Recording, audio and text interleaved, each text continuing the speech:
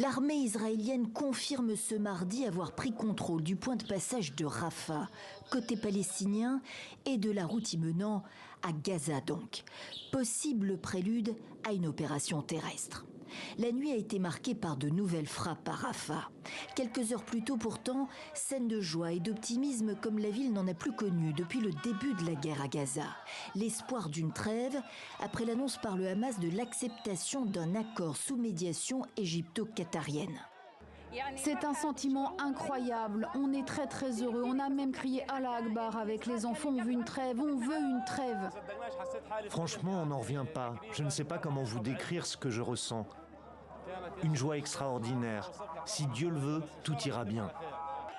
Mais la situation reste très incertaine, comme l'explique lundi soir le porte-parole de l'armée israélienne. Nous examinons chaque réponse très sérieusement et prenons en compte toutes les possibilités de négociation et de retour des otages dans leur foyer le plus rapidement possible, ce qui constitue une tâche essentielle. Dans le même temps, nous poursuivons nos opérations dans la bande de Gaza et continuerons à le faire. Officiellement, l'accord mis en avant par le Hamas est à l'étude en Israël, loin des exigences israéliennes, affirme le bureau du Premier ministre Netanyahou. Washington confirme discuter avec son allié israélien.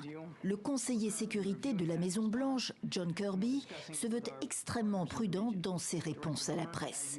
Une trêve. En Israël, les familles d'otages toujours détenues à Gaza l'espèrent vivement. Mais le gouvernement israélien n'a toujours pas donné sa réponse.